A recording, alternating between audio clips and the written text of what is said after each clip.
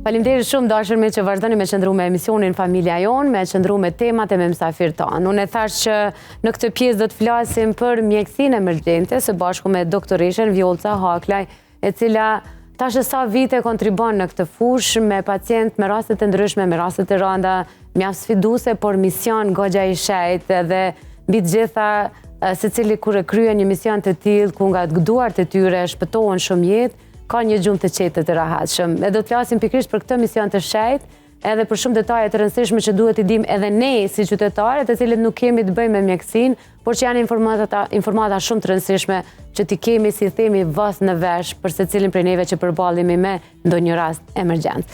Doktoresha Vjolca është në studio me mua dhe mirë se erdhe doktoresh. Mirë se u gjej. Shumë kënaqësi me të pas studio. Faleminderit shumë, e dim se sa ngarkesë, sa lodhje keni, prapë se prapë jeni të gatshëm me kontribu për opinionin, edhe unë e vlerësoj shumë për secilin mantel bardh që është në këtë pikë edhe përmbush misionin e vet. Faleminderit. Ndërkohë thashë se do të flasim për rastet emergjente. Edhe jo çdo herë qofshin ato të vogla apo të mëdha, jo çdo herë i trajtojmë me seriozitetin që duhet i trajtojmë. Shpesh i injorojmë rastet, ndonjë rrëzim, ndonjë ku ta diun. Çka konsiderohet rast emergjent, doktoresh Vjolca, që duhet pa e mendu dy herë me ardhur drejt në emergjencë? Rastet emergjente janë të shumta, rasti që ceke edhe ti që ka raste shumë. Mirë po, ato që janë me emergjence që nuk duhet të neglizhohen, normal, aksidentet e trafikut duhet patjetër të vinë. Këtu bëjnë pjesë edhe traumat të rënda që janë si pasojë aksidenteve, pastaj munden si pasojë ramjes nga lartësia ose në goditje me mjetët të mprehta ose me armë zjarri, këtu duhet patjetër të lajmërohen. Pastaj dhimbja e gjoksit që ka të bëjë me një sulm në zemër, pastaj kemi të bëjë me sulmin në tru që nuk pret, duhet patjetër me ardhur. Pastaj goditja nga rryma elektrike duhet patjetër, djegje të shkallës së rënd ose edhe të shkallës më të lehtë duhet të lajmërohen. Pastaj kemi të bëjmë edhe me intoksikimet me barna, do të thonë helmimet me barna, me droga ose me substanca tjera. Pastaj reaksionet alergjike, patjetër ato duhet të kërkojnë trajtim mjekësor në qendrën emergjente. Ka edhe nga rastet e lehta, mirë po këto janë që janë më të rënda që duhet patjetër trajtohen nga ne. Ne do të mundohemi pak a shumë të përmendim rrugës gjatë bisedës të raste të gjitha nga pak. Megjithatë, është një adrenalin e madhe orari i punës suaj. Prej momentit kur shkoni deri momentin kur largoheni, rast pas rasti ka çdo herë. Dhe gjithmonë borra është e njëjtë, pavarësisht e lehtë apo e rëndë rasti. Sfida e një mjekit emergjencës është sepse është orari i tërëzgjatur, që po thuhet edhe vetë, domethënë është me kujdesari. Pastaj është fluksi tepër i madh i pacientave. Pastaj është familjar që përballen me një smundje të familjarit të papritur, sidomos aksidentet që nuk i presin. Domethënë është ajo një përballje me secilin rast, me secilin pacient, me secilin person, është një përballje jona, mirë po përpiqem mi kuptu, përpiqem ju jap ndihmë, kështu që jemi të përgatitur edhe për këtë. A jemi kështu në përgjithësi si qytetar, me që mirësh me pacient çdo ditë jetës tonë dhe tash sa vite, a jemi në nivelin e vëdësimit të duhur me ditë, me dallu rastin emergjencë dhe me ardh, apo ende vinë edhe me raste të cilat nuk ka emergjencë? Ende vinë edhe raste që nuk janë emergjente. Se kishin vetëm emergjence, nuk kishin edhe shumë të ngarkuar, mirë po vinë edhe raste tjera ndoshta që nuk janë emergjente, po kështu duhet i trajtojnë. Çfarë specifika kanë këto raste që janë emergjente që ata i konsiderojnë emergjence, që ti dim, ti dallojmë dhe nëse për shembull disa raste nuk lajmërohen shtëpiqendetit hiç, edhe vinë direkt aty. Po, na nuk i kthejmë ato ose ja japim një trajtim. Ose raste të tjera për një grip, për një ftofje, domethënë nuk ka nevojë për marrë në emergjencë, janë do raste ashtu që duhet së pari mu lajmëron shtëpiqendetit, qoftë atë dhimbje që shqetësohet, duhet të lajmëron shtëpiqendetit aty e bën vlerësimin mjeku familjar, pastaj udhëzohet për në emergjencë ose e sjell në emergjencë. Ose a kemi edhe raste kur e telefonojnë ekipin e emergjencës? Po, ka raste kur e telefonohet. Por që nuk është shumë emergjent? Jo, lajmërohen kur janë rastet emergjente. Kur janë shumë emergjence lajmërohet. Ose lajmërohet nga policia kur kemi aksidente që është rast shumiron. Ose lajmërohet nga komunat, sepse edhe komunat sjellin raste që janë raste shumë të rënda në qendrën emergjence, kështu që na lajmërojnë patjetër për ato raste. Po.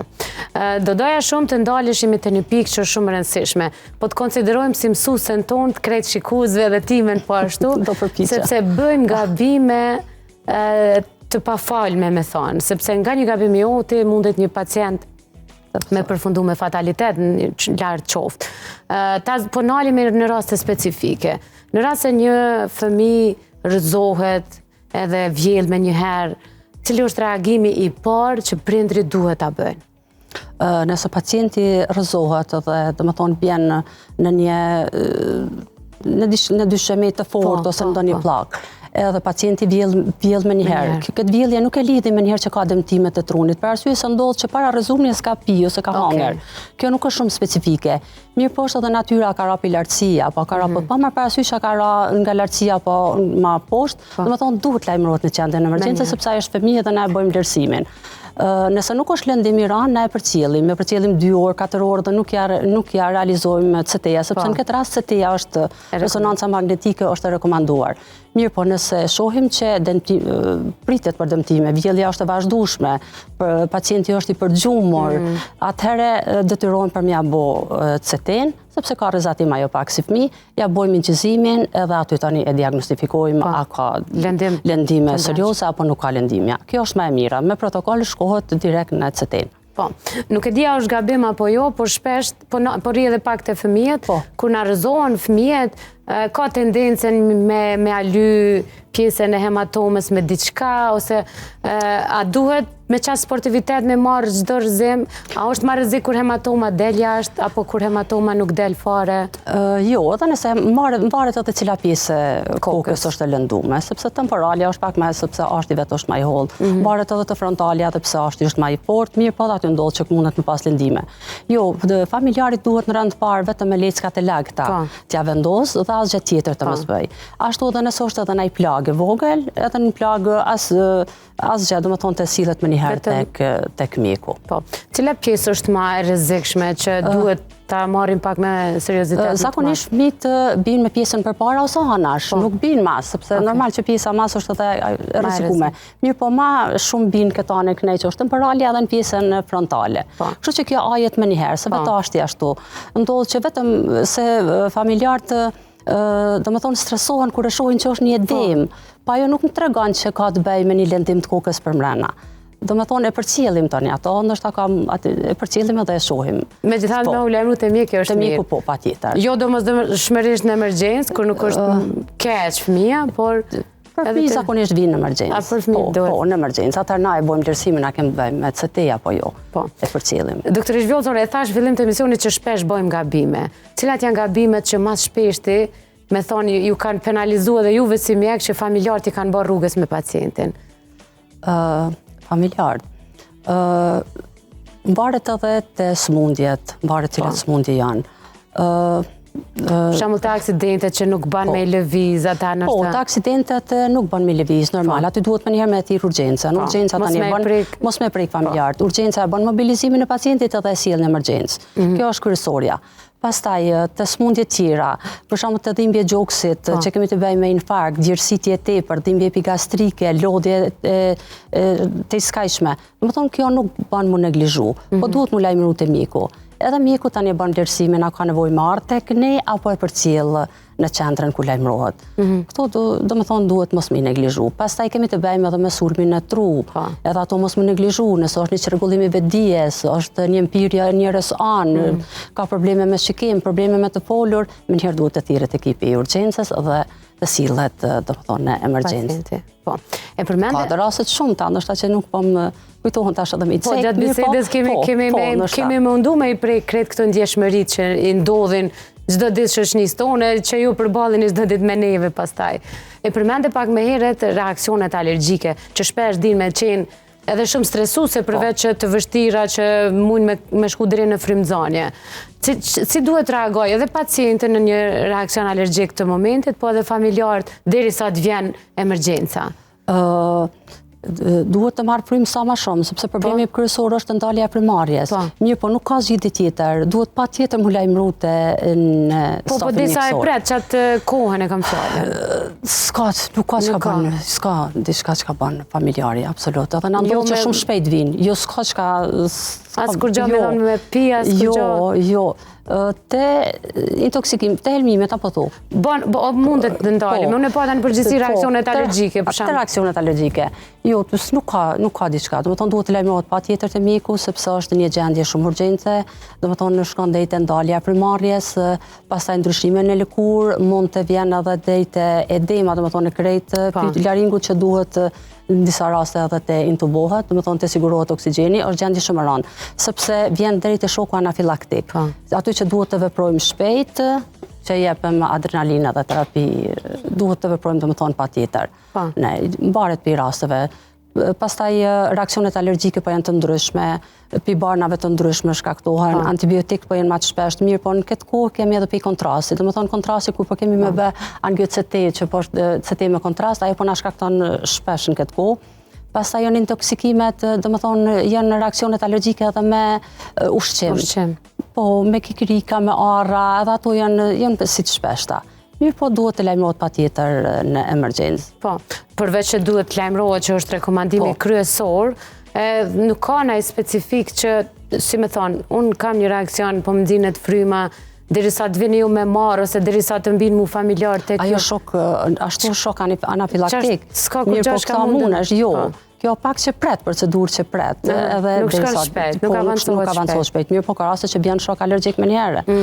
Ajo është shumë e rëndë, që po thomë shok anafilaktik që shkon atër, duhet të përdoret. Po që unë po besoj, ju ndodhë plot prej penicillinës që kanë shumë, ajo po, ajo shok anafilaktik, dhe më thonë aty duhet veprohet shpejt, me adrenalin, kortikosteroid, sinopen, aminofilin, dhe më thonë janë terapia që duhet shpejt, mirë pa ajo veç në kujdesjen e mjekut, dhe më thonë stafit mjekësor është.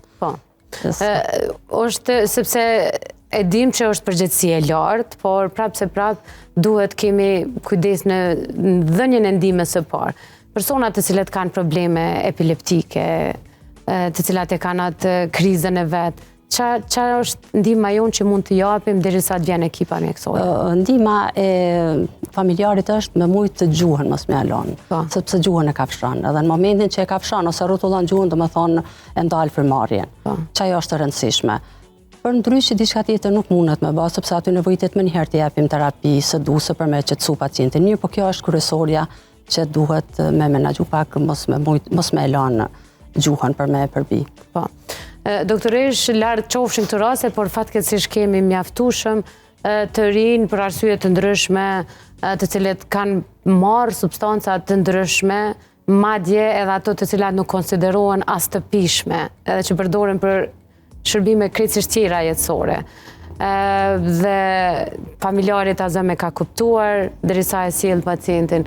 A duhet t'i japim diçka? Për shembull, kam dëgjuar që i jepet qumsht derisa të vjen spital, ose a ka diçka që ne mund të ndihmojmë pak? Intoksikimet, do më thonë, helmimet janë raste të shpeshta. Ka detergjent të ndryshëm. Dhe janë të ndryshme, do më thonë varet për shkaktarit. Kemi me opioide, do më thonë me substanca kimike, detergjente. Pastaj kemi me inhalim të monoksidit karbonit, që është ma e shpeshta. Pastaj kemi me droga, kemi helmime, do më thonë, me ushqim të prishur. Këtë mbaret, do më thonë, prej shkaktarit. Mirë po, nëse është pastaj me barna, do më thonë, nëse është në pyetje me ushqim, mund të jepim, familjari mund të jepet me pi ujë, për arsye po mos mu shpërnda në organizëm. Për ndryshit e monoksidi karbonit kërkon ajër të pastër, do më thonë ajër kërkon, se nxinet fryma. Nëse kishin mirë, do më thonë, me dalë diku sa me marë ajër, po. Për ndryshit diçka tjetër nuk mundet familjari për me ofru pacientit, mirë po duhet të sillet më njerë në emergjencë. Unë gjithmonë po mundohem edhe me potencu, sepse po mundohem me letu pak punën e doktorit, sepse po këto e raste trona. Stresi ma i madhe është qaj. Me gjithse duken ashta minuta, ato për familjarin janë orë të tona, sepse është stres edhe përgjithësi shumë e lartë. E the edhe vetë pak më herët që edhe aty kur vinë, pastaj e shkaktojnë edhe double stresin edhe tek stafi shëndetësor pastaj, sepse është shumë normale, shumë e pritshme. Madje ka të tillë që janë, po e tham në ekstrem, që mbesin pa ndjenja derisa presin për përgjigje të familjarit. E vështirësojnë edhe më shumë pastaj punën e juaj. Po, normal është ajo, është e kuptueshme, është e pritshme. E kem parasysh ata shumë, sepse është një diçka e papritur. Sidomos kur kemi fatalitete, tani normal që ajo është e pritshme. Po, gjithmonë dhe shumë e rëndësishme me potencu që në çdo rast emergjencë dashur miq, gjaja parë që doni me bë ose me thirr emergjencën ose urgjencën ose me nis drejt spitalit. Të intoksikimet duhet të lajmërohen patjetër, sepse koha është e artë, sepse brenda 2 orëve mund të bëhet lavazha e luktit, pastrimi, domethënë mos mu përthith barli në lukë dhe mu shpërnda në organizëm, kjo është e rëndësishme. Dhe të disa raste kemi edhe antidot, domethënë, po të disa nuk ka mirë, po kjo lavazha e luktit është deri në 2 orë, mundet me qenë efektive. Tani mas 2 orëve nuk ka efekt, domethënë shkakton probleme, po prap duhet të vinë në emergjencë sepse duhet të trajtohet për probleme tjera. Po. Doktoresh, ka vite që kontriboni në këtë mision të shejtë, thash edhe më herët, sepse puna që bëni është shumë e shejtë, edhe është për të duar trukitur çdo sekond të jetës suaj që e jepni për këta pacient. Ka raste kur ju lidheni as shpirtërisht dhe trauma është aq e vazhdueshme tek disa raste ma specifike që ju vinë në emergjencë? Ka raste të shumta dhe mund të them se çdo ndrim. Ka raste që janë ma prekse, ma të ndihshme. Ka shumë. A ju specifikon ndonjë? Po, mund të them ndrimin e fundit, i patëm 3 trauma mbrana dite. Domethënë 2-3 kanë marrë zjarri, kanë trauma shumë të rënda. Që u desh mi stabilizu, po shumë të rënda kanë dhe në fund hynë në sallën e intervenimit. Pastaj ke djegja shumë e rëndë, komplet, ke me trup, me ftyrë, me krejt, me djegje shkallës e rëndë. Këto mujtë të ceki që kanë tash, tani, domethënë, po kujdesari në fundit. Domethënë, çdo ditë dhe përballem, nuk ka ditë që s'përballem me 2-3 trauma, domethënë, përpos rasteve që janë më të lehta tjera. Po. Fatkeqësisht ka raste që nuk mbijetojnë, edhe ose derisa të vinë, ose kur të vinë ato, ana përshkruan pak sepse jashtë mantelit bardh ju të gjithë jeni njerëz. Po, vërtet. Edhe ai emocioni është i pamenaxhueshëm. E kuptojmë normal, çdo pacient është llogaritet si familjar. Mirë, po ne duhet pak të largojmë emocionet për me ofru pacientit ndihmën. Kështu që na tentojmë i dhon ndihmën maksimum. Mirë, po është shumë e ndihshme kur t'ja referojmë familjarit tani që pacienti nuk po mbijeton, për secilin është e ndihshme, me them të drejtën. Ju dilni ja tregoni familjarit? Po, duhet patjetër me tregu. Edhe është e ndihshme, është shumë e ndihshme se thjesht vje keq edhe e din çështë për atë familjari, po duhet patjetër për m'ia dhënë lajmin. A ki në rast që e kujton që me të vërtet e ke pas shumë të vështirë me dhënë këtë lajm? Natyrisht pa emra. Po, jo normal. Po, rastet shumëta, sidomos aksidentet, kur janë të ri, të drejten edhe janë të papritën, rastet të papritën edhe për familjarve, edhe pacienti vjen, po nuk mbijeton, domethënë nuk mundem na me nxjerr, nuk arrin as në sallë, as po domethënë në emergjencë ai eksiton vdes, ato janë raste shumë të rënda, komplot aso. Po, komplot. Nuk ka diçka që e kujton që e kishe nda me shikues tonë? Shumë, muj me tonë që janë shumë ashtu, hodin shumë se që sa vite. Si ja thoni, doktoresh? Po, e vërtet është. Jo, është sepse shpesh nuk hyn kucet e kërkujt, edhe ju e keni shumë vështirë, unë ka po të ndëgjaj edhe po emocionona. Vërtet, duhet me ja fillu njerë si rasti ka qenë shumë ranë, sigurisht e keni ditë edhe derisa o sjell që ka qenë shumë ranë. U përpaqem, se s'mundesh me njëherë m'ja thonë fjallin e fundit, u përpaqem, e bëm të pa mundren, po problem që nuk mbjetoj, nuk unë zirë. Edhe të një prapë thojnë, prapë ju thu nuk unë zirë, po nuk mundem më pajtu me ata. Po nuk ko, di që, po di dhe dojnë fjallin kështu, ta me m'ja thonë, po ta më në ashtu, edhe tonë drejten është pak ashtu, është pak e ndishme. E ndishme është për sidomos kur keni pacient fëmijë të ri. Edhe fëmijë, edhe të ri, të papritur, se prapë të nështë atë moshat e vjetra e presin të do smundje që janë, prapë përgatiten, mirë, po të këto janë shumë fatale. Edhe po janë shumë të ndishme edhe për neve. Edhe është e vërtet që edhe ndrimi është vështirë me u përballu si orari punës kur përballesh me raste kaq të rënda. Me siguri tani jeni të gatshëm edhe për raste tjera, po patjetër. Po, për raste tjera po edhe për familjarët që cilët mund të kollabojnë. Po, ashtu ndodh, po normal, se mvaret si e përjetojnë, po kollabojnë, ato janë shpesh ta rastet. Duhet t'japim tani terapi, të qetësojmë, të stabilizojmë. Normal, po është normale, jemi të mësuar ato. Me ato raste, me ato gjëra. A ka pas ndonjë rast gjatë viteve tua si doktoresh që në orar të punës kur ka ardhur një pacient ka qellu qet na ja fërmijoti? sepse është e rëndë me e thonë, po ndryshe përjetohet pastaj. Ka ndodhë në rartë punës, mirë po mujtë ta liti edhe një rast tjetër. Dhe më thonë, në momentin kërë kom fillu specializimin, me vdes motra për infarktit trunit në Gjermani. Edhe gjithmonë e kom ditë që emergjenca është në moshën 40 vjeçare, emergjenca është shumë e rëndë. Mirë po në momentin kur unë përballa me vdekjen e motrës, atër aty i kaloj të gjitha. Më vje keq, fillimisht për humbjen e motrës, shpresoj që t'jeni mirë ta kujtoni çdo herë me kujtimet më të mira që keni bashkë.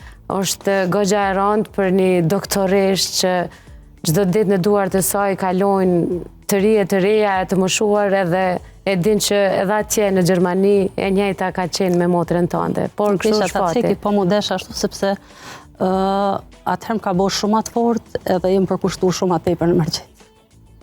Edhe po bën një punë të mrekullueshme. Doktoresha Vjolca është një prej doktoreshave që kushdo që e përmendenim në saj ka vetëm fjalë të mira. Kontributi është i madh doktoresh edhe tash e dim edhe motivin edhe forcën nga e ke marrë.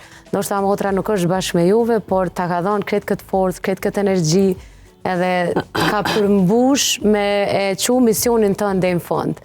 Kështu që në emër të kretë familjarëve që kanë pas rast me qenë familjarët e tyre të jo, unë të falenderoj për punën që bën, sepse dhimbta jote është këto, po forca jote del përballë neve. Kështu që të përgëzoj doktoresh, edhe fillimisht kërkoj falje për plagën që ta hapa pa vedije, nuk e dita këtë informacion. Për arsye se familjarët të ngushtë nuk i kam këtu janë jashtë, edhe për ata më desh edhe me lidh ashtu. Po. Prap se prap. Se cili prej rasteve që vinë të kjo, i tha dhe veç janë specifikat të ndryshme. Ka raste kur familjarët kanë ndihmu shumë në rehabilitim derisa kanë ardhur, ka raste kur e kanë përkeçuar gjendjen. Po hajde t'i njohim bashkë disa simptoma që bashkë me ty të letojmë edhe na procedurat tona. Si mundem me e ditë unë që një familjar jemi po përjeton një sulm zemër për shembull, që me u nisën e direkt për te jo. Po. Simptomat janë të ndryshme të sulmit në zemër, mirë, po disa simptoma janë të përgjithshme. Për shembull dhimbja e gjoksit, vështirësi janë frymarrje, gjësi po. Dhimbja fort e gjoksit, dhimbja mund të vazhdoj për disa minuta të ndërprehet, mirë, po mund të qenë edhe vazhdueshme. Pastaj probleme me frymarrje, pastaj një zbehje edhe një lodhje shumë e madhe, këto simptoma nuk duhet të neglizhohen. Duhet më një herë të lajmërohet tek mjeku. Pastaj ka dhe simptome tjera, është zbeja, dhimbja epigastrike, dhimbja barkut, dhimbja shpine, sidomos se nuk e ceka të dhimbja gjoksit. Dhimbja gjoksit shpërndahet edhe në nopull, qaf, shpinë, kri, mundet me në njërin kri, ose mundet diskomfortet, dhe më thonë një dhimbje shumë e fortë, për shkak se një shtrëngim shumë i madh i gjoksit. Ajo nuk duhet të neglizhohet. Duhet patjetër të lajmërohet ose në shtëpinë e shëndetit ose të lajmërohet në emergjencë. Këto raste nuk duhet të neglizhohen. Këto simptoma që shumë mirë që i përmendet, sepse këto na ndihmojnë me parandalu një sulm, sepse mund të jemi në kohë. Ndërkohë çfarë simptoma na jep një sulm në kokë, në tru, në strop? Sulmi në kokë, domethënë simptomat këtu i kemi një mpirje të një rësan, të dorës, këmbës dhe fytyrës. Pastaj mund të kemi edhe probleme me shikim, pastaj probleme me të folur, pastaj një dhimbje koke e pashpjegueshme, pastaj humbje e koordinimit, ekuilibrit. Këtu do më thonë duhet me njëherë të kërkohet ndihmë mjekësore. Bëhet një testi fast quhet. Do më thonë pacienti do më thonë pytet apo mundet me shqiptu fjalet, pastaj t'i shtrin dy duart a ka ramje të njerëz dorë, pastaj ka të bëj edhe t'i tregoj dhëmbët ose të qesh, për arsye me pa ka në i devijim do më thonë të lëshurje të njerëz anë të fytyrës. Nëse këto do më thonë i kemi, atër pa tjetër do më thonë kemi të bëjmë një sulm, ku tek ne tek familjarë, do më thonë duhet pa tjetër më lajmëru, si ti ka simptomat që i përmena ma herët, duhet lajmërohet pa tjetër tek mjeku dhe të sillet në emergjencë. Në momentin që më rrinë në emergjencë, na me njëherë ja kërkojmë një CT të trurit, do më thonë në një imazheri kompjuterike Edhe aty, do më thonë, në basta saj, e verifikojmë a kemi të bëjmë me sulm iskemik apo sulm hemoragjik, që janë dy sulmet. Në ndërkohë, kërkohen edhe testet tjera, na nevojit edhe testi glikemisë, pastaj elektrolitet, faktorët të koagulimit, na nevojit edhe një EKG. Dhe presim rezultatin e CT-s. CT-ja na tregon kemi të bëjmë me sulm iskemik apo kemi të bëjmë me sulm hemoragjik. Të sulmi iskemik është si pasojë e mbylljes së enës së gjakut, ndërsa sulmi hemoragjik është pasojë e çarjes së enës së gjakut, të kalimit gjakut, më thonë sipërfaqen e trurit. Pastaj këtu i kemi edhe trajtimin që dallon. Trajtimi të sulmi iskemik është me dy metoda. Po flas tash pak. Është tromboliza dhe trombektomia. Tromboliza është metodë që përdoret terapi me medikamente. Edhe zakonisht bari parë është alteplaza. Mirë po, këtu ka të bëjë edhe me kohën, gjithashtu edhe me sipërfaqen që e përfshin. Stroku iskemik kemi të bëjmë me një trom të vogël ose të mesëm, do të thonë edhe në një zonë të caktuar, po ashtu edhe koha është e rëndësishme sepse koha nga fillimi i simptomeve duhet të jetë 4.5 orë. Kjo është, do të thonë, koha që është e vlefshme për trombolizën. Ndërsa trombektomia ka të bëjë me trombin e enë të mëdha, edhe aty ku nuk ka sukses, do të thonë, tromboliza. Kjo është një metodë mekanike ku hyhet, do të thonë, me aparate edhe bëhet tërheqja e trombit në mënyrë mekanike. Ndërsa që mirët, do të thonë, mirët neurologu me radiologun intervent, ndërsa të stroku hemoragjik kemi të bëjmë me gjakderdhje. Më thonë që vjen si pasojë ndonjë rupture, mundet të traumat, pastaj të ndonjë aneurizëm e aortës, edhe kështu që vjen deri te gjakderdhja. Këtu nganjëherë nevojitet edhe intervenimi kirurgjik që duhet të bëhet tërheqja, do të thonë hemoragjisë, ose intervenimi në enën e gjakut mbaret prej neurokirurgut. Do të thonë në këtë rast të mirë neurokirurgut të gjakderdhjet. Disa raste specifike që vinë shpesh janë gjakderdhje nga huna, të cilat janë të parësyeshme, as një rrëzim, as një lëndim, por që nuk ndalohet.